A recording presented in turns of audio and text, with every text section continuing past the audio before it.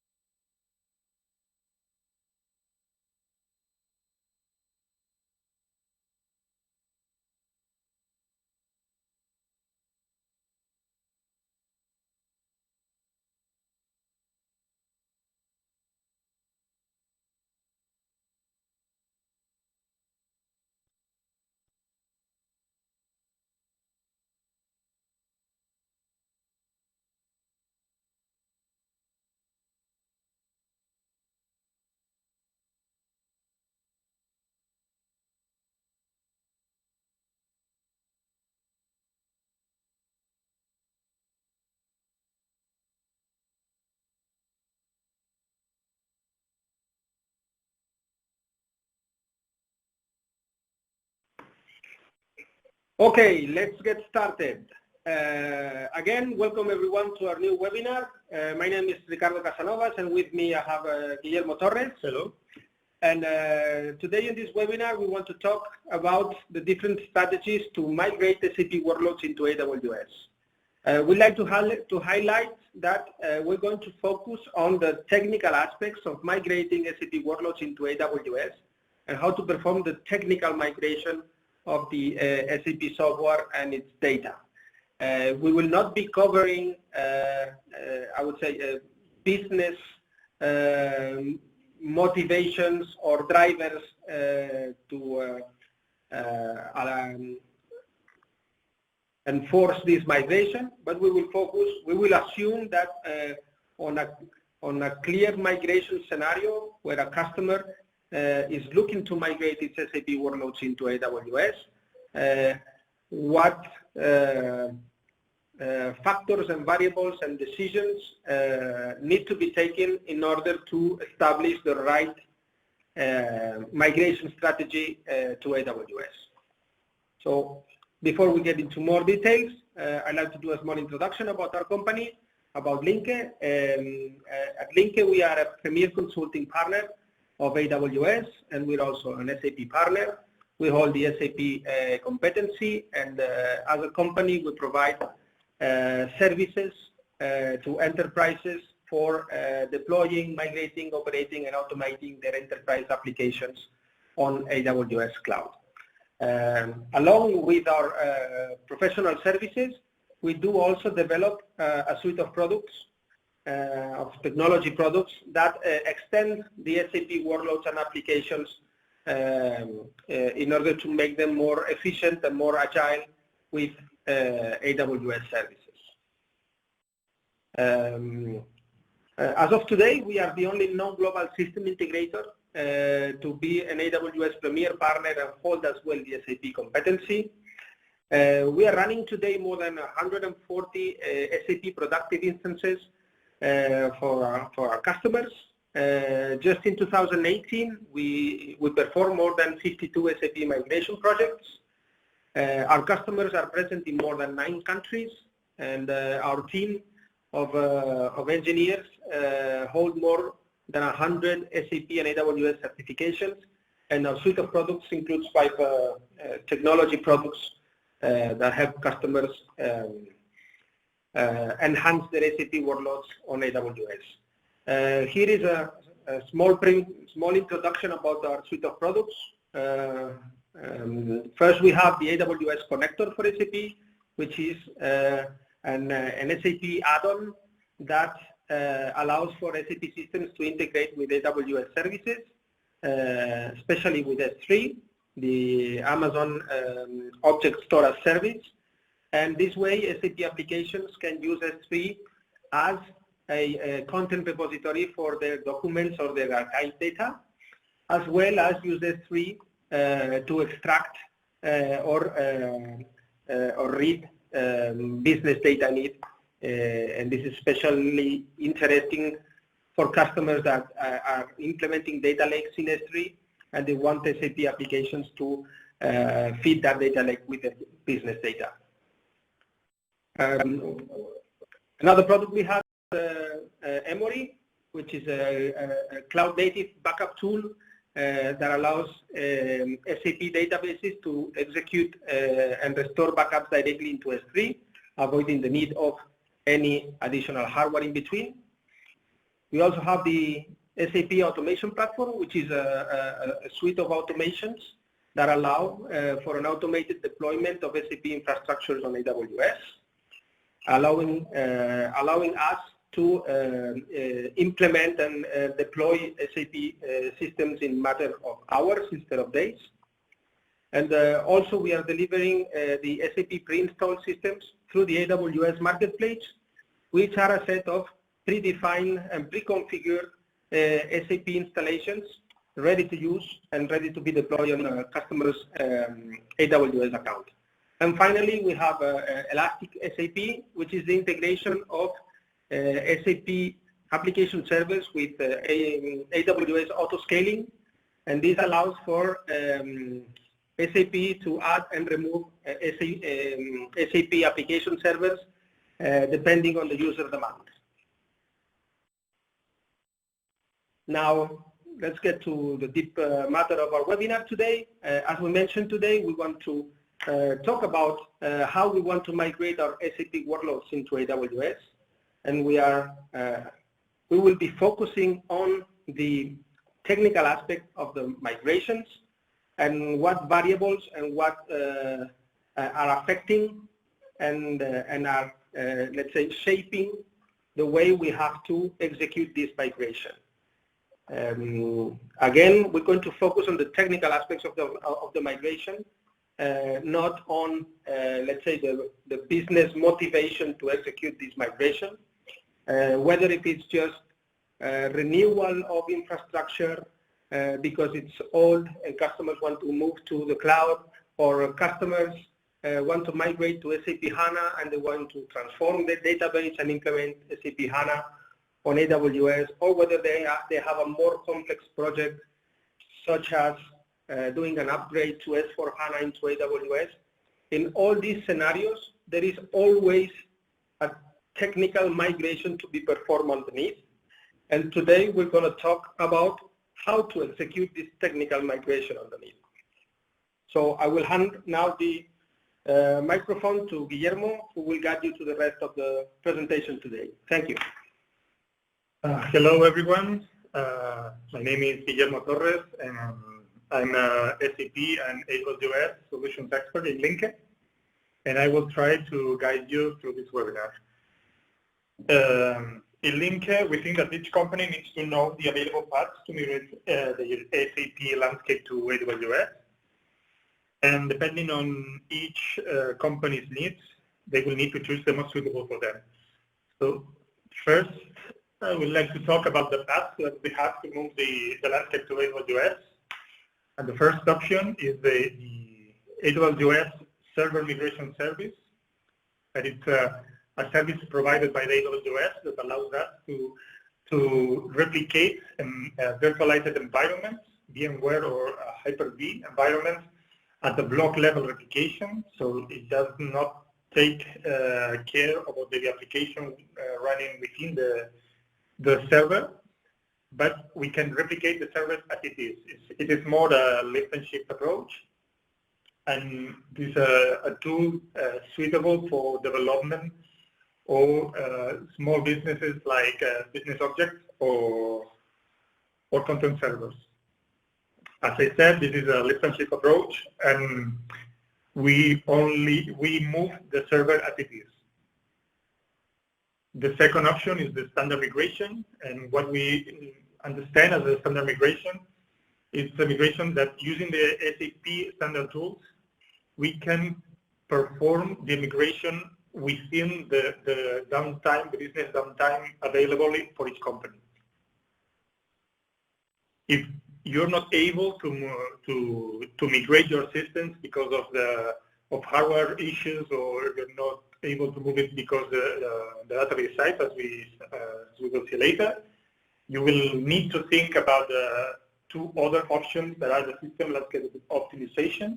That is a process that allows you to create an instance, an empty instance, an empty SAP server in AWS, and then using SAP tools, you can move the customizing and only the specific data to that new system. So the amount of data to be migrated it's less than the whole database, and it could be included within the downtime periods.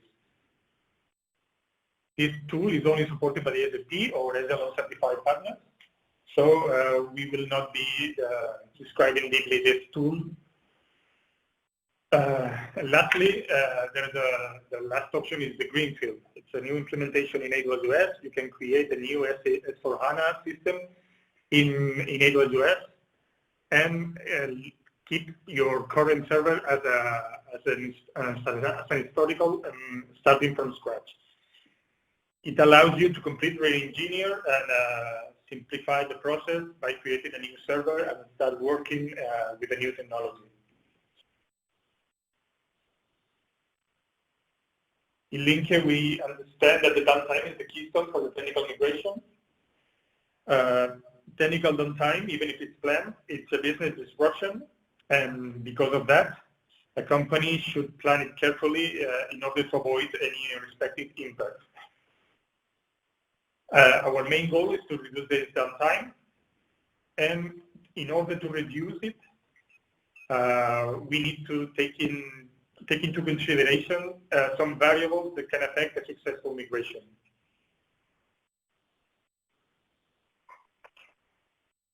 Again, in Linke, after performing many landscape migrations to AWS, we have identified the following variables as factors that can affect a successful migration. First of all, there are hardware resources. We always talking about the source server, the on-premise servers, and other cloud servers that can be that can have low resources, and for that they will be the factors that will affect our migrations. Don't think about you don't have to care about the servers in AWS site because it's a dynamic platform, and so for that you can create big instances to perform the migration and then adapt them to your needs. The other variable that we need to take into consideration is the connectivity, because we need to move a big amount of data between the on-premise servers and AWS, and for that we need a fast connection to be able to move it. And later, once we have defined the first two, we have also the database size. There are some customers, the database size is so big that it cannot be fit into an affordable downtime window. I will try to explain these three variables in detail with examples. And for that, as I said, the hardware constraints that we can find in the source systems, the capacity of the server where the data will be exported will affect directly depending on the CPU, memory, and I/O devices resources. Based on in our experience, an average server is able to export 100 gigabytes per hour. It's not the amount of data exported, it's the amount of data read from the database. each hour, 100 gigabytes of data are read. So because of that, and as an example, if we take one database of 1 terabyte of data, and having this calculation, 1 terabyte of data at 100 gigabytes per hour, it will take 10 hours to perform the export. For that reason, we need to think about 10 hours. Does it fit into my downtime window, or I need to reduce that downtime? If I need to reduce it, am I able to upgrade the server resources? Can I create additional servers? Can I increase the CPU or the memory in the application server? Can I modify the IOPS for the devices in the database side? If I'm able to do that, I will be able to reduce the export time. If I'm not, I will need to accept this time as the downtime for the downtime calculation. Once we export the data, we have to migrate them. We have different approaches that we will see later, but we need to move a big amount of data from the on-premise servers to AWS. And for that, we need a connection with the capacity enough to move all this data in the data window. Based in our experience, an export is always you fix an export, you obtain an exported folder of about 15 or 20% of the database. So for that, if we use the same 1 terabyte database as an example, and we are exporting 100 gigabytes per hour, that it means the 50% is 15 gigabytes of exported data each hour, and I need to move that amount of data to AWS. I will need a 4 megabytes per second sustained connection from your server to AWS for 10 hours. You don't only need to take into consideration your connection capacity. You will need to check if the connection can handle a 4 megabytes per second sustained transfer data for a long period. And again, the question that you need to do is, do I have this connection bandwidth? And if not, will my ISP provider be able to increase that capacity? And later, as I said, the database size. Once we have reached the best performance for the server and for the connectivity, we still have the database size as a downtime factor. For this example, I will be talking about a database of 4 terabytes. Imagine that you can export at a rate of 400. It's 4 times the previous calculation obtained. Imagine that your connection can handle 20 megabytes per second. That is 5 times the connection required for the previous example. If you have a 4 terabytes database at 400 gigabytes per hour, you will still have 10 hours of export. And you will need to ask again, does it fit into my downtime window? If not, if you're not able, after upgrading the hardware resources and upgrading the connectivity, if you're still not able to perform the export or the data movement in the downtime window, you will need to think about the greenfield and or the SLO approaches.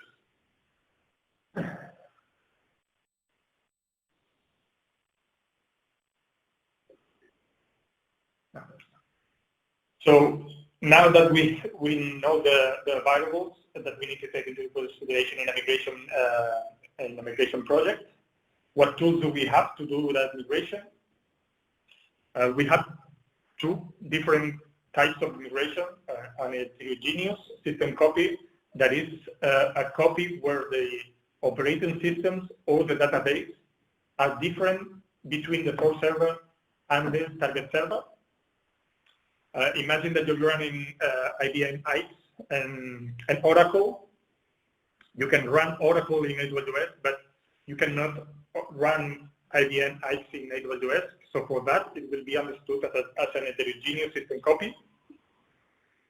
Even if also if your operating system is not an x86 server, you will not be able to run it on AWS. So it will be also defined as a heterogeneous system copy. And in this scenario, we have two tools. There are the export-import, that is a two-process, really three-process scenario. That is, you perform the export to a hard drive, then you move it to AWS, and then you perform the import in the AWS side. But you can also use the parallel export-import. That is in a scenario that you will the import will be happening at the same time that the export is creating new data. So in this scenario, the connectivity variable will be very important. And we have also the homogeneous system copy scenario, that is where the operating system and database are the same in both source and target servers. So for operating systems, only Linux and Windows are supported in AWS. And you cannot move databases like AS400 or DB for ZOS, DB2 for ZOS. In an homogeneous system copy scenario, you have also the export-import and the parallel export-import tools, but you can also use the backup restore option. Think about the backup restore as the less efficient tool, because you will need to move a big amount of data. The backups should always be the same size as the database, so the amount of data to be moved will be bigger. And the most optimum scenario for the data migration, that will be the DB replication, database replication. If you have a good enough connectivity between AWS and the on-premise service, this is another scenario that you will take into consideration. And lastly, we have the AWS SNS. This, as I said, is a block level replication service that AWS provides, and you can use it for application servers or development servers, and also some products like SAP Business Objects or control server. And I will try to create. I have tried to create a migration path for each one of the scenarios, so it will help you to decide which one is the best scenario for you. And for that, the first thing that we need to ask is, what is my migration type? If it's homogeneous or heterogeneous. Let's think that it's an homogeneous system copy. The operating system, the database are the same in the source and target server. The first question that we need to ask ourselves is, do I have a private connection? Do I have a VPN or a direct connection between AWS and the on-premise servers? If yes, is it fast and stable connection? Is it a fast and stable connection? And how can I calculate if my connection is fast and stable? One way to do that is to calculate how many transaction logs do my database generate in a day, and if I'm able to move that amount of data at the same time during the same period. If I generate 300 gigabytes of data in a day, am I able to move 300 gigabytes of data to AWS in one day using my connectivity? If yes, then you can think about having a DB replication. DB replication will reduce drastically the downtime for your servers, but as I said, you will need to ensure that your connection is able to handle that amount of data transfer in order to avoid any issue with the replication. If you think that your connectivity is not fast enough, then you need to think about the parallel networks for import.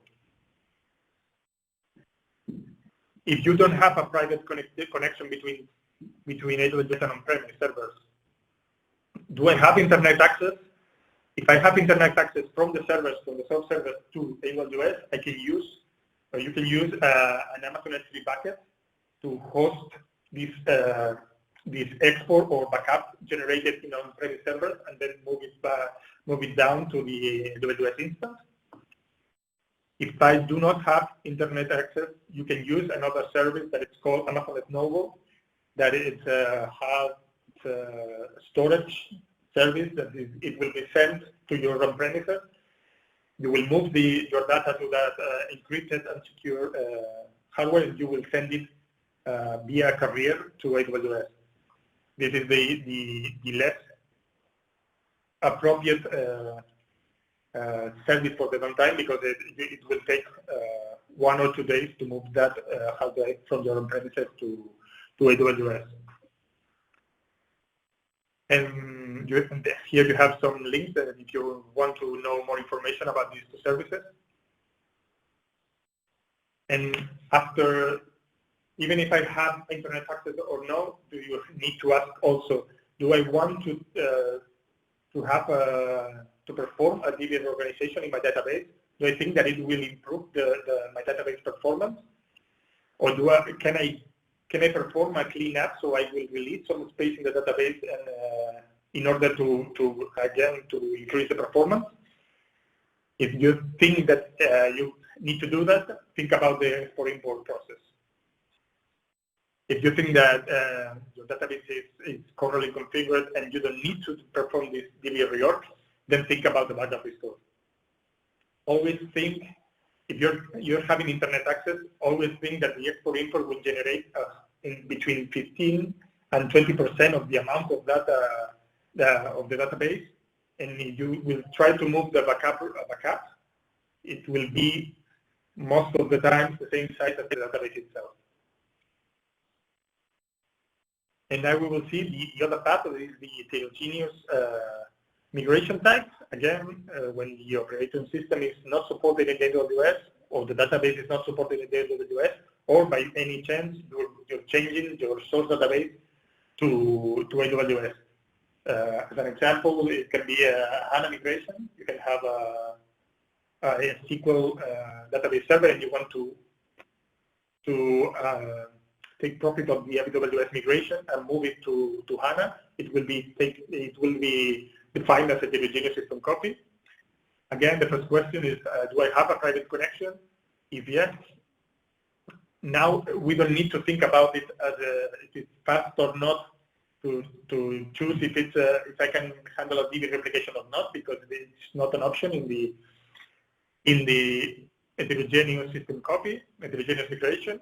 But if you want to minimize your downtime, you will need to think about the parallel export-import approach. And by that, you need to think about your connectivity transfer capacity. If you don't need to minimize your downtime, because even if it takes 10 hours, it gets within your downtime window, then you can just perform an export-import operation. And if I don't have the private connection, it is the same as in the previous one. If I have internet access, I can move it to Amazon S3 bucket, that is a simple storage service. Or I can move it using Amazon Snowball. Again, you have some links if you want to know more information about that.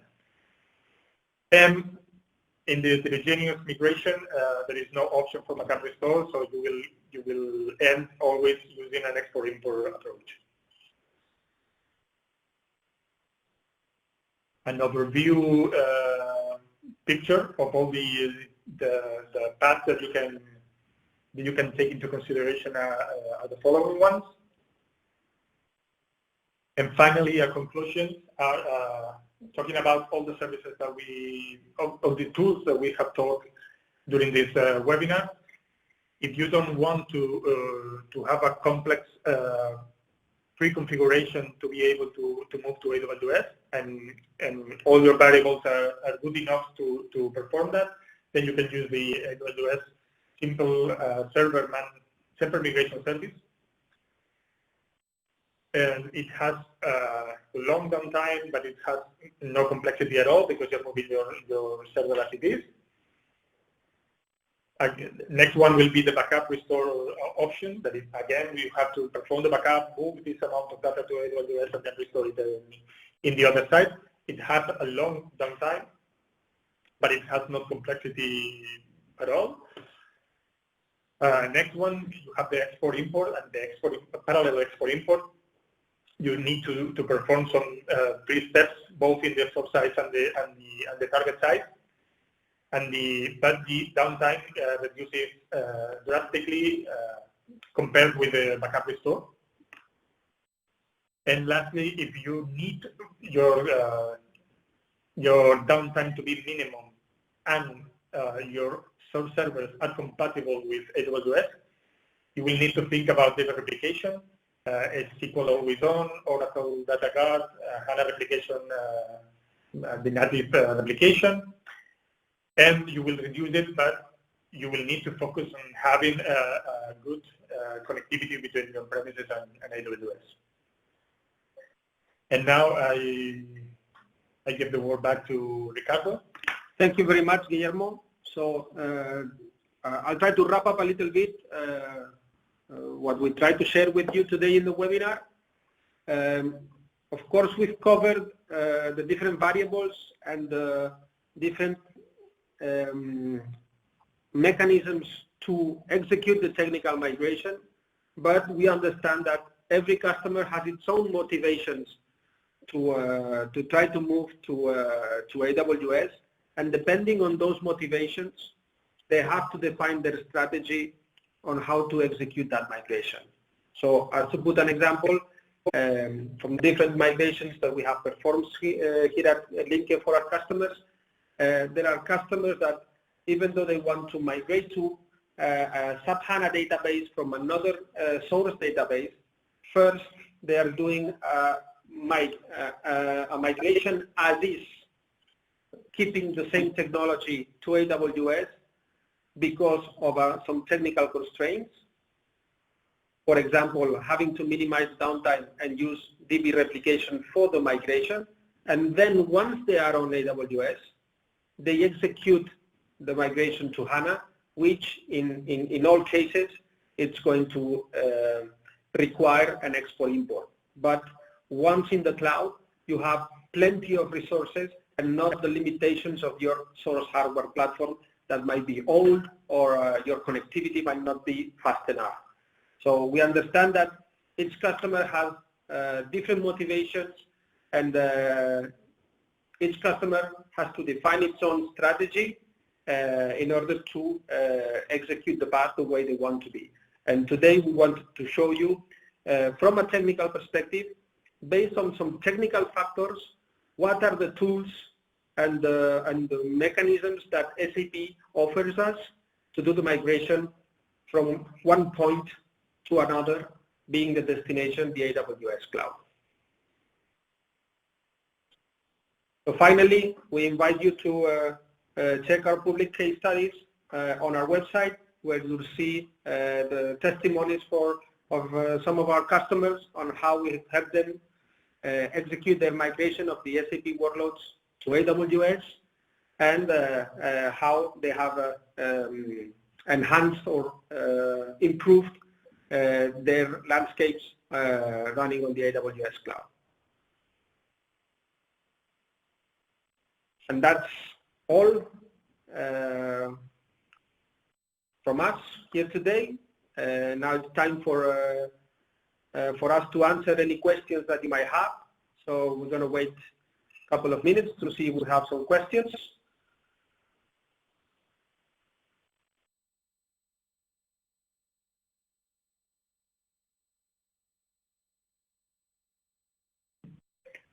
Okay, we have a question here saying if S&P is a certified partner for SLO.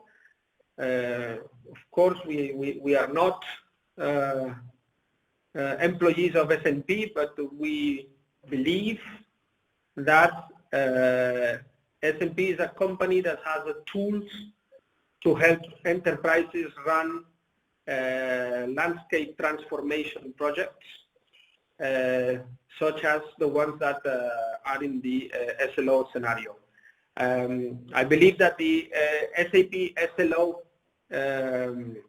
is a specific service provided by SAP, and there are a few partners where I believe S&P is one of those, that they have their own technology and products that can be combined with SAP to help companies run the migration projects based on SLO.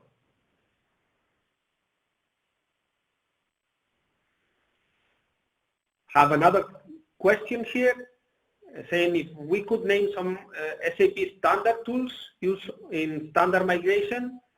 I would say, I would say follow standard migrations from SAP. It's what we covered before, backup restore, standard procedure for copying SAP system, as well as export import with the option of parallelized export import. On top of that, we have the specific case of the database replication, which would fit more on the disaster recovery or high availability of SAP scenarios, but they can help us as well on a migration strategy.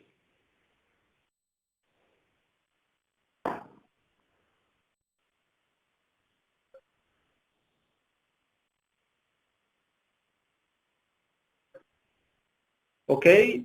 We have another question. It's how do you ensure the integrity of the huge amount of data during file transfer, and how do you restore the integrity in case of corruption?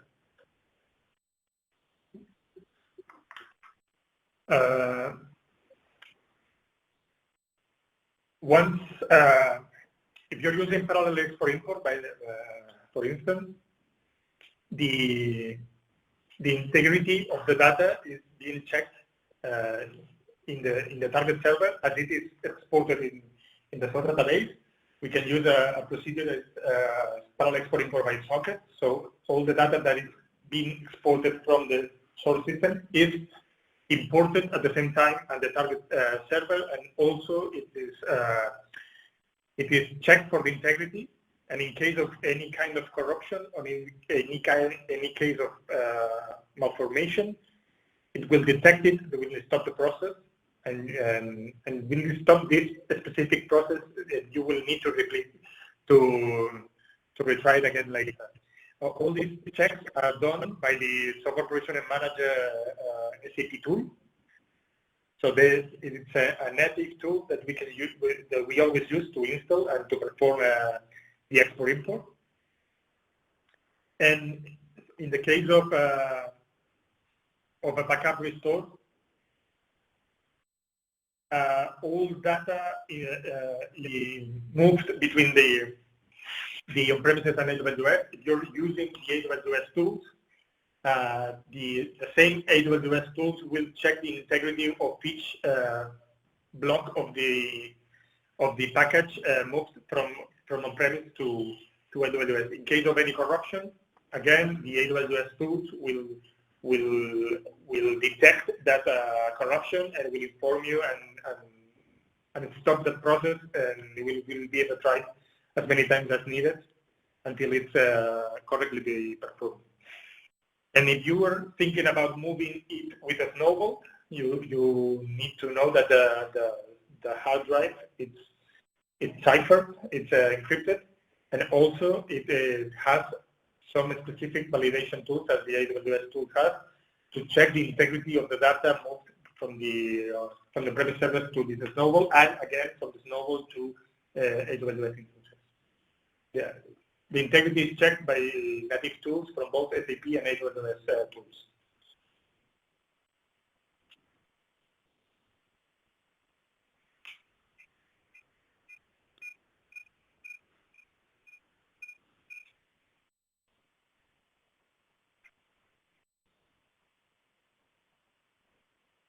Okay, we have another question saying if we have used used strong compression algorithms to decrease transfer time. Here, we've done some projects in order to try to reduce the transfer time by compressing the data exported. In some cases, we found that the amount of time to compress the data is very high, unless we have a very big capacity and CPU capacity to rapidly compress the file in order to compensate for the saving in the data transfer time. Again, this is something that we usually define the strategy with the customer and see what are the best options for them.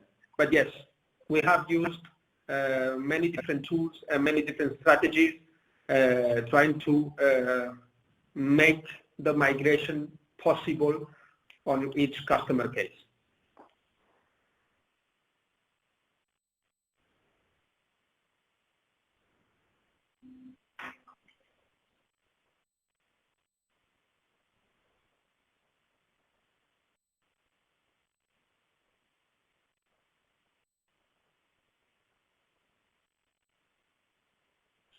Okay, we're going to wait 1 more minute to see if we have any additional question.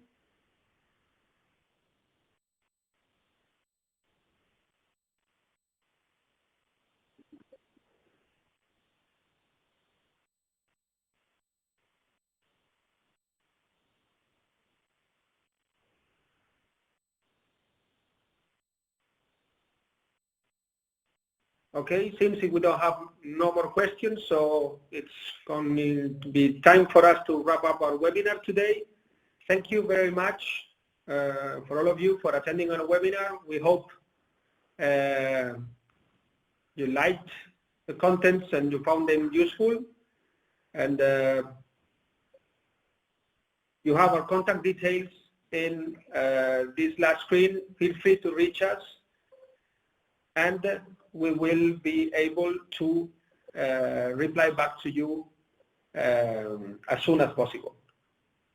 So thank you very much for your time, and hope to see you in our next webinar.